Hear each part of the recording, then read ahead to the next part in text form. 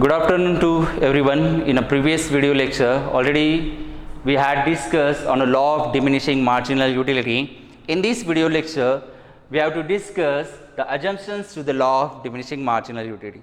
But before to start assumptions to the law of diminishing marginal utility, just revise what is actually law of diminishing marginal utility. So, law of diminishing marginal utility, it is mainly given by the new classical economics Professor Alfred Marshall in his famous book that Principles of Economics published in 1890. This law explains our day-to-day behavior while consuming product. Okay? This law explains our rational behavior, and basically the law of diminishing marginal utility, it was firstly given by Mr. Gaussen, and therefore this law also known as the Gaussen's first law. But however, it was explained in detail by Alfred Marshall in Principles of Economics published in 1890. So, what is actually law of diminishing marginal utility?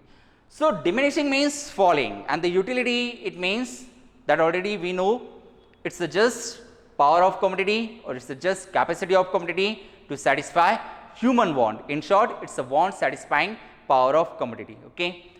For the better understand, we have to consider the utility means satisfaction. Okay. So, law of DMU state that with an increase in the stock of commodity consumed, its marginal utility goes on falling. Okay. What the law of DMU state? With an increase in the stock of commodity consumed, its marginal utility goes on falling. It means when consumer consumes same product again and again in a quick succession rapidly over a given period of time, then the consumption of extra additional unit, it gives less satisfaction. The consumption of extra additional unit of apple, it gives less satisfaction as compared to the first unit of apple. We can observe here that is 6. Then the consumption of one more extra additional unit of apple, that is the third unit of apple, it gives less satisfaction, that is 4 as compared to the second and the first unit of apple. So, in this schedule we can observe when consumer consumes same product, that is apple, when consumer consumes same product again and again in a quick succession rapidly over a given period of time, then the extra additional unit of commodity, it gives less satisfaction. So, it means with an increase in the stock of commodity consumed, its marginal utility goes on falling.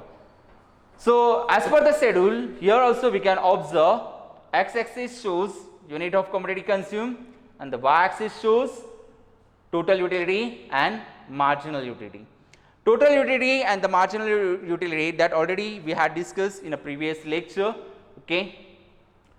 So, total utility curve and the marginal utility curve both started from the same point, that is 8, but the slope of total utility curve, it moves upward and the slope of marginal utility curve moves downward.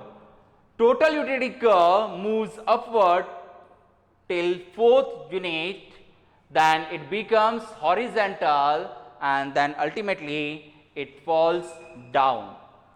Then marginal utility curve slopes downward from left to right and it continuously falls down. When total utility curve is at maximum height, that time marginal utility curve intersect to the x-axis and the marginal utility is 0. That shows point of satiety. It means at the 5th unit of apple, consumer is fully satisfied, and that is point of satiety. Okay. But after the point of satiety, the total utility curve falls down and the marginal utility curve it downs below the x-axis and it shows disutility or negative utility, that's shown by the shaded area below the x-axis. Okay. In short, what is the law of diminishing marginal utility? So, law of diminishing marginal utility state that with an increase in the stock of commodity consumed, its marginal utility goes on falling. Okay.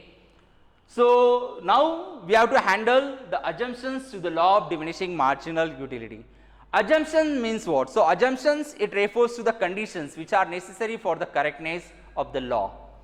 So what I said, assumptions, it refers to the conditions which are necessary for the correctness of the law. It means for the application of law of DMU, we have to fulfill all these conditions, we have to fulfill all these assumptions.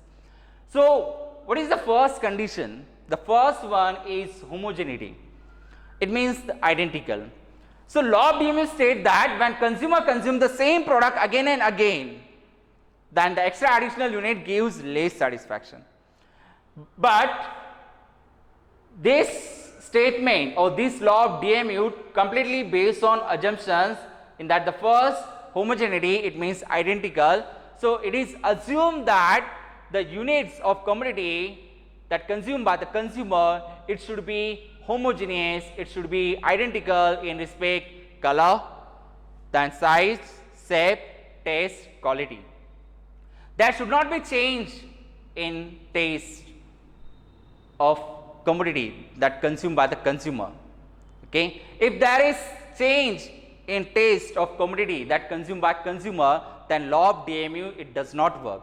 Law of DMU states that the consumption of extra additional unit, it gives less satisfaction. But if there is change in a taste of commodity that consumed by the consumer, then the marginal utility, it may not diminish. In fact, it may be increase. So for example, there is big difference between ordinary tea and the pure Darjeeling tea. So for example, suppose if initially stage, if consumer consume ordinary tea, that time he derives 8 utils satisfaction or utility. But what I said, initially stage, if consumer consume ordinary tea and then switch over to the pure Darjeeling tea, then the marginal utility, instead of decline, it may increase. Okay. So law of DMU, it may not work if there is change in a taste of commodity. Okay. So for the application of law of DMU, we must have to fulfill the condition of homogeneity. It means the unit of commodity that consumed by consumer, it should be homogeneous or identical in respect shape, color, taste, quality, etc. So in our example that we had discussed when consumer consume the apple one after another, that time the extra additional unit of apple, it gives less satisfaction. Okay. But second unit of apple, if the second unit of apple is sweeter than first unit of apple, then marginal utility, it may not diminish. So it will increase. So there should therefore there should not be change in a taste of commodity that consumed by consumer. Okay. Then second condition, that rationality.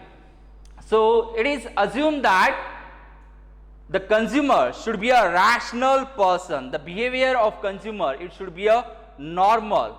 So consumer is a normal person who want to obtain maximum satisfaction.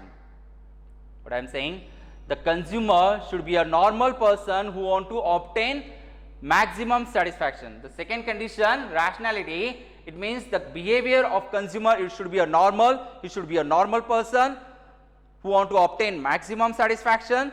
Law of DMU, it only work to the normal behavior, it only work to the normal person.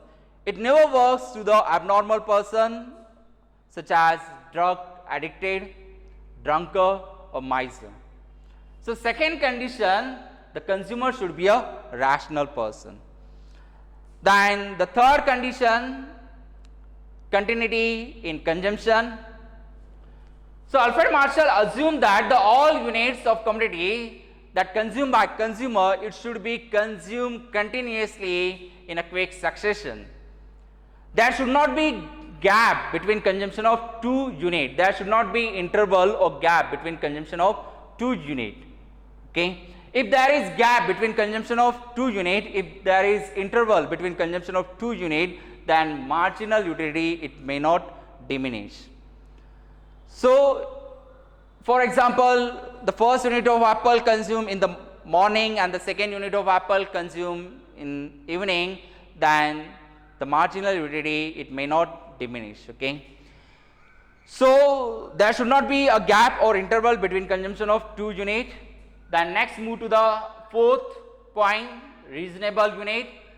So, fourth condition, the unit of commodity that consumed by the consumer, it should be a reasonable size, it should be a standard size, it should not neither too big or neither too small, it should be a standard size. For example, a cup of tea, a glass of water, okay, it should not a spoon of water or cup of water, okay, it should be a glass of water. So, the next condition, that reasonable unit, it means the unit of commodity, it should be a standard size, it should be a proper size, then only law of DMU it will applicable. Okay. The next condition, single use. So, already we had discussed utility, it is a multi-purpose, it means there are certain products satisfy several wants. But law of DMU state that with an increase in the stock of commodity consumed, its marginal utility goes on falling. So, law of DMU it will work only if there is single use. It means in our example, when consumer consumes the first unit of apple, that time he derives 8 utils marginal utility. When consumer consumes second unit of apple, that time he derives 6 marginal utility. At third unit of apple, he derives 4 marginal utility. So, as consumer consume more and more unit of apple, marginal utility declines. Okay. So, it declines because apple used to satisfy only a single want, that is to fulfill hunger. Okay. We cannot use apple to satisfy several wants. For example, we cannot use apple to serve as a money. If we can use apple to serve as a money, then the extra unit of apple it will give more and more satisfaction. So, law of DMU it may not work. Okay. So, therefore, condition is that there is single use, it means the unit of commodity that consumed by the consumer, we can the unit of commodity that consumed by the consumer, it should be used to fulfill a single want. Okay. So, electricity it can satisfy several wants. So, therefore, through the electricity we derive more and more satisfaction. Okay. Then the next point, cardinal measurement. Okay. Utility means what? So, utility it is just power of commodity, it is just capacity of commodity to satisfy human want. In short, it is a want satisfying power of commodity. So, it is just psychological term, it has no physical existence, no one can see the utility, no one can touch the utility, it is a intangible, it is just psychological term. So, therefore, in reality it is very difficult to measure utility in cardinal numbers, that 1, 2, 3, 4, 5 and so on. Okay. But Alfred Marshall assumed that utility can be measured in cardinal numbers, that 1, 2, 3, 4, 5 and so on. Why Alfred Marshall assumed utility can be measured in cardinal numbers? Because of explanation of law of diminishing marginal utility. Because such assumption helps to construct the utility schedule, and the such assumption helps to understand this law of diminishing marginal utility. So, condition is that utility can be measured in cardinal numbers. Okay, it is a condition, it is a hypothesis, it is just assumption. So, Alfred Marshall assumed that utility can be measured in cardinal numbers, and such assumption helps to construct utility schedule, and that schedule helps to understand the law of DMU. Okay.